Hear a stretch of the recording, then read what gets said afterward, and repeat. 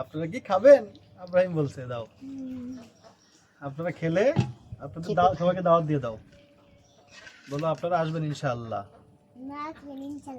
ইনশাআল্লাহ। আসসালামু আলাইকুম।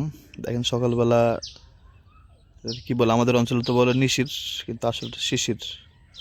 শিশির বোঝা সকালে প্রতিটা ধানের গায়ে হচ্ছে, ধান গাছের গায়ে শিশির দেখেন আটকে আছে, পড়ে না। দেখছেন ফোটা ফোটা বিন্দু বিন্দু।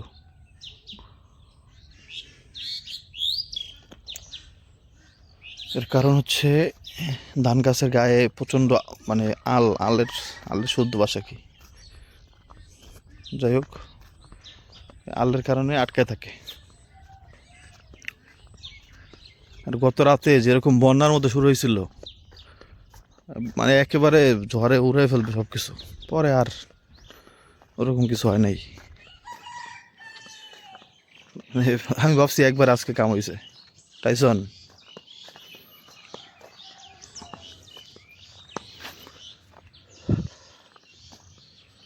ওই সকালবেলা আবার সেই গরম আবহাওয়া, মানে কোনো গাছের পাতার কোনো নড়াচড়া নাই, কিছুই নাই।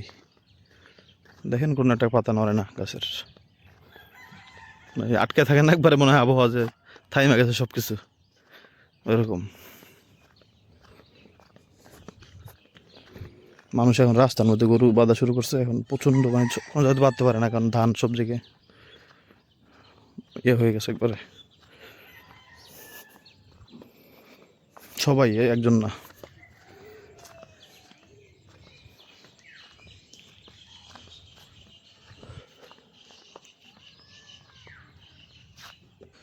সব বাচ্চারা টাইসনকে ভয় পায় খালি খেলে, আর এই বাচ্চাটা ওরা নিয়ে খেলছে এতক্ষণ, ভিডিও করতে অনেক সুন্দর করে খেলছে।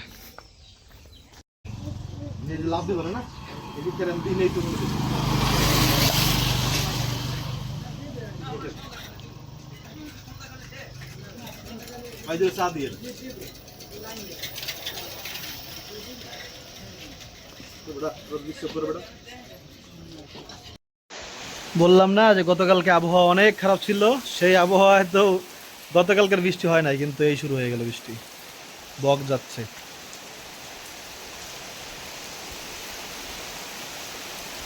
যে আবহাওয়া শুরু হয়েছিল ভাই, বৃষ্টি না হয় পারেও না।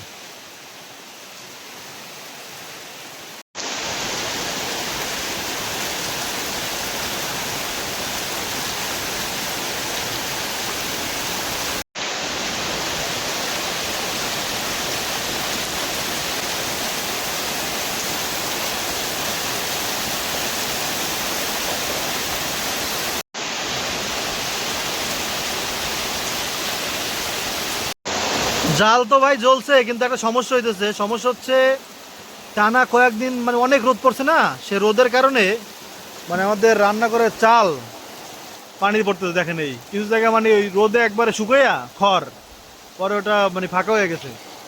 তো বৃষ্টি হয় নাই বুঝতে পারিনি, এখন তো পানি পড়তেছে অনেক। দেখেন ভাই কি পরিমাণে বৃষ্টি, এই দেখেন রান্না করে পানি পড়তেছে এখন।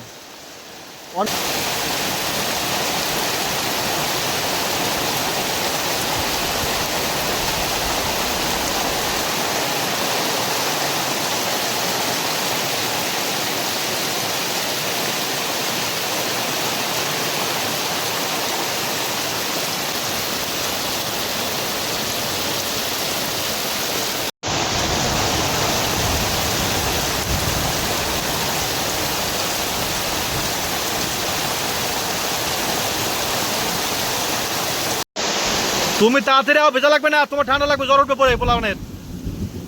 ওই পানি নিয়ে আও, পানি নিয়ে আই পরে হয় নাই, আর দেওয়া হবে না। ওকে ভিজছো না কইলাম।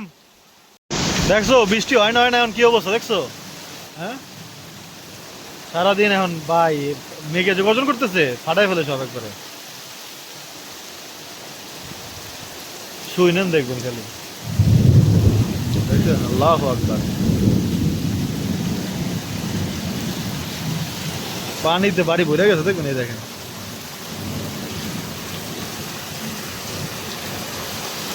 তবে আল্লাহ শুক্রিয়া, মা লা হাওলা ওয়ালা কুওয়াতা ইল্লা বিল্লাহ, লা ইলাহা ইল্লাল্লাহ মুহাম্মাদুর রাসূলুল্লাহ। আল্লাহু আকবার।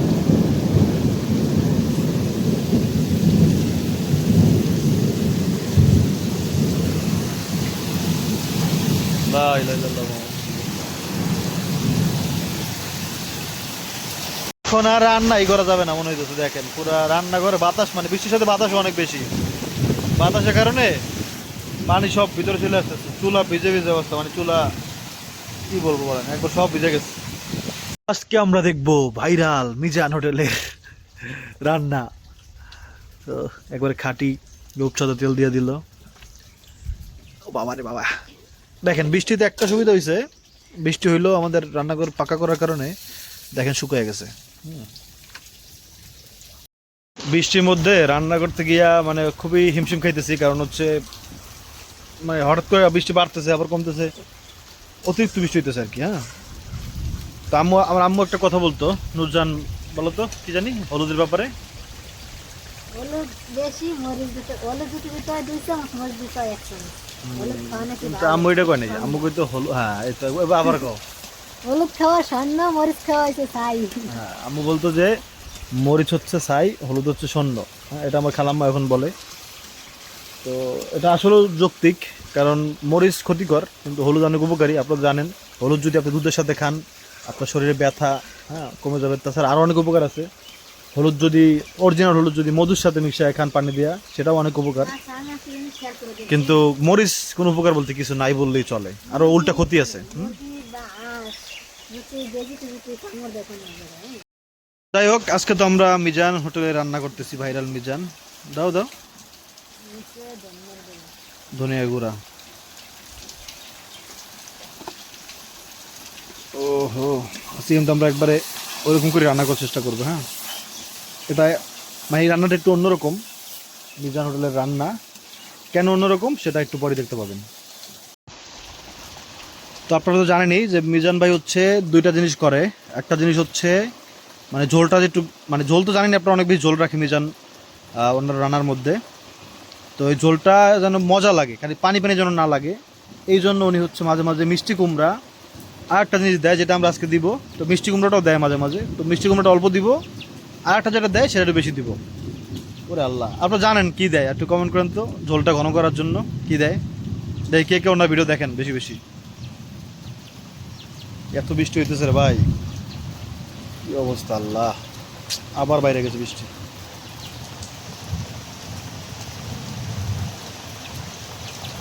হয়ে গেছে, তেল বের হয়ে গেছে। তো এখন হচ্ছে মাংস দিয়ে দিব।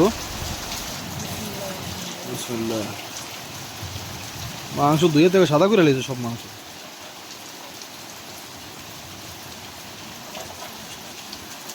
কে জানি একবার কমেন্ট করছিল ভাই মাংস ধোয়া হয় নাই, সেই জন্য আজকে দুই দিতে একবার সাদা হয়ে গেছে। এত ধোয়া ঠিক না, এত ধোয়া দরকার নেই, মানুষ কমেন্ট করে করুক।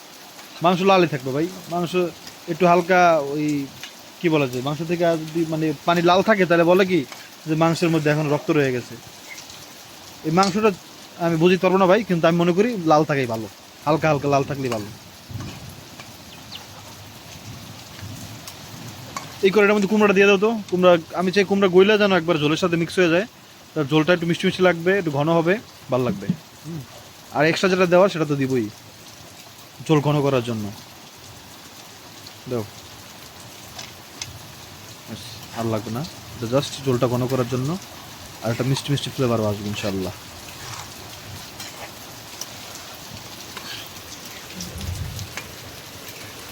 দিয়ে দেবো কটা শুকনো মরিচ। শুকনো মরিচ দিলে মাংসের মধ্যে একটা সুন্দর কালার আসে। হ্যাঁ, আর এটা মানে যখন আপনি নরম হয়ে যায় না, তখন ওটার সাথে মাখায় ভাতের সাথে অনেক সুন্দর লাগে খাইতে।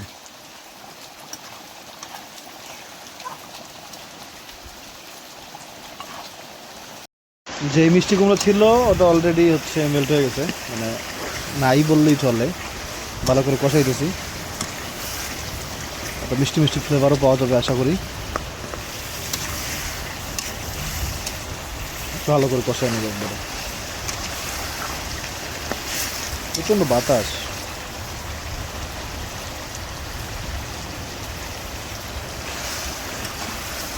আলুটা দিয়ে দাও, আলু দিয়ে দাও। মিষ্টি কুমড়া গলে গেছে।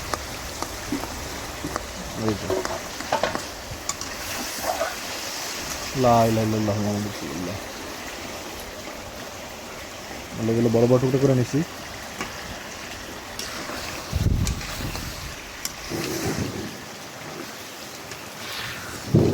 আলু আর ভেন্ডি রাখতে হবে। নাড়া দাও, আমার এসব থেকে তাপ বেশি লাগে হাতে।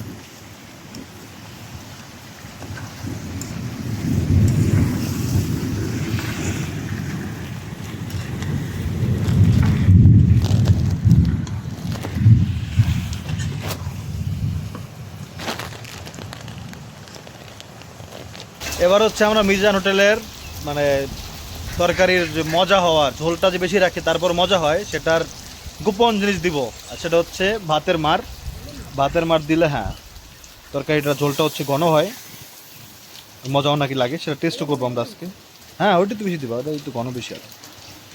হ্যাঁ এই হচ্ছে ঝোল। ভাতের মার আরও আছে, তাহলে দিয়ে দিব। আর একটু দিয়ে দিব, তাহলে এত সিদ্ধ শুদ্ধ হইব না। ঝোল তো এতটুকু রাখাই লাগবো। হ্যাঁ অনেক ঝোল রাখে আমি আরো আসলে ভাই। মাংসের ঝোল আলু এগুলোই মজা বেশি আমার মতে। আপনাদের মতামতটা আপনারা দিবেন অবশ্যই। আমার মনে হয়, আপনারা কি বলেন বলেন তো? ঝোল দিয়ে ভাই ভাত মাখায় খাইতে অনেক মজা লাগে। একেবারে ঘন ঝোল, সবসময় ঘন ঝোল ভালো লাগে না ভাই, পাতলা ঝোলটা বেশি মজা।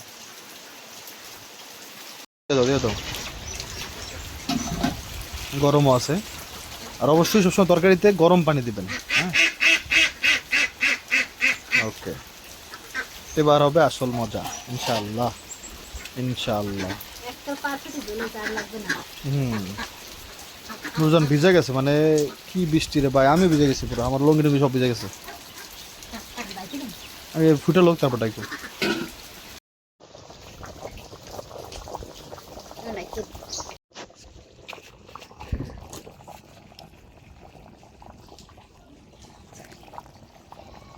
এই যে আমাদের রান্না শেষ আলহামদুলিল্লাহ।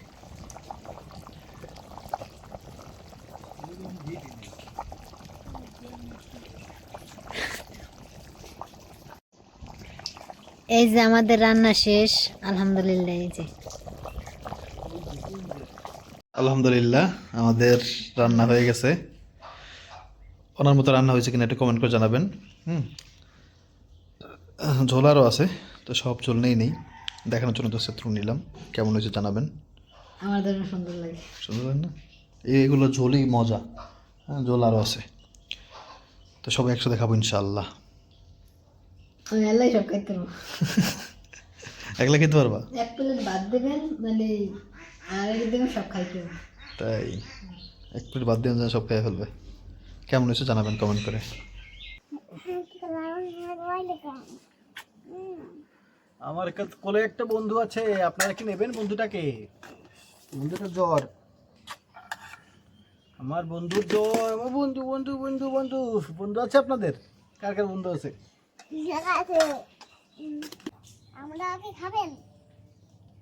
আপনারা কি খাবেন?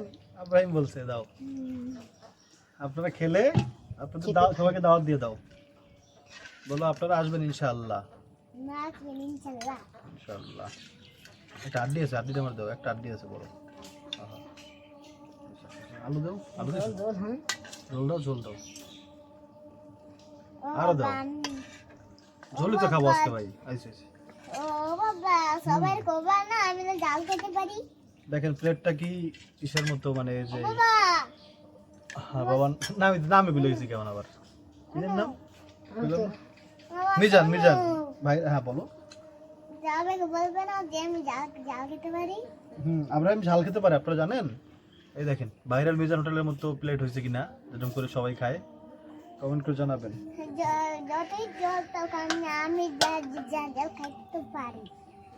তাই বল ইনশাআল্লাহ। বিসমিল্লাহ। সেই মতো না।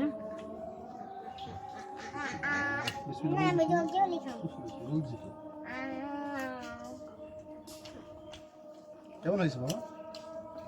একদম আজান দিয়ে দিয়েছে।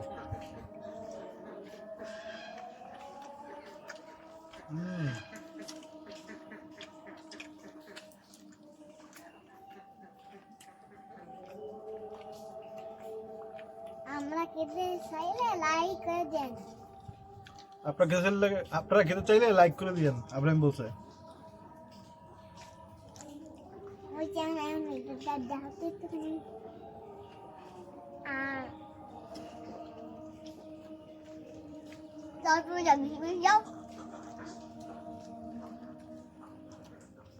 আজান হচ্ছে বা আজানের সময় কথা বলতে হয় না।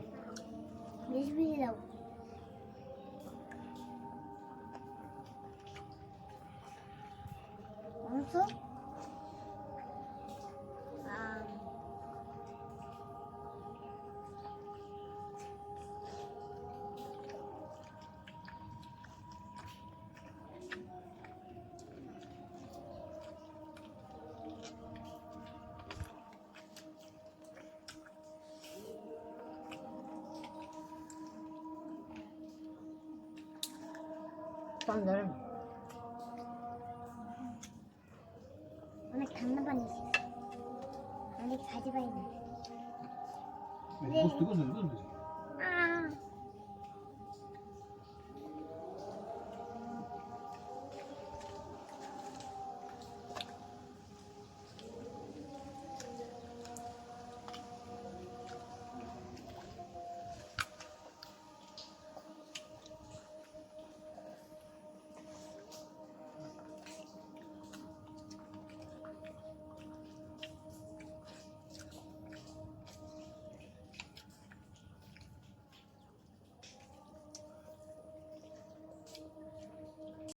বাড়িতে বালু দিয়া কিছু লস হইলেও একটা দিতে লাভ হইছে, সেটা হচ্ছে ভাই দেখেন এত বৃষ্টির পরেও আমরা এখন শুকনো হাঁটতে পারতেছি।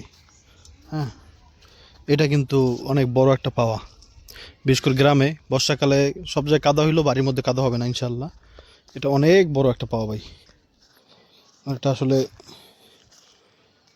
আমি তো মনে করতেছি এখন গাছ না লাগাইতে পারলেও এটা ঠিক আছে, অনেক ভালো হয়েছে আলহামদুলিল্লাহ। আর গাছ লাগানোর তো একটা সিস্টেম আছেই, যে সিস্টেমে লাগাইতেছি। যেমন ওই যে একটা গাছ লাগাইছি, দেখাই চলেন গাছটার কী অবস্থা।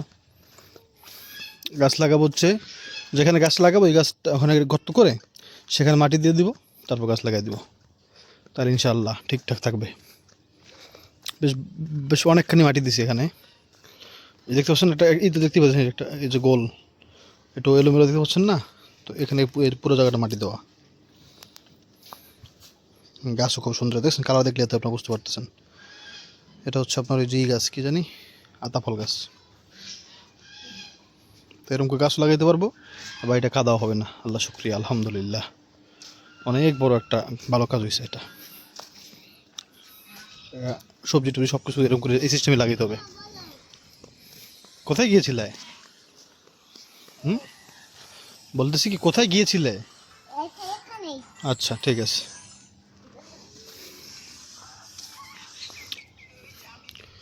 পাখি উড়ে যায়।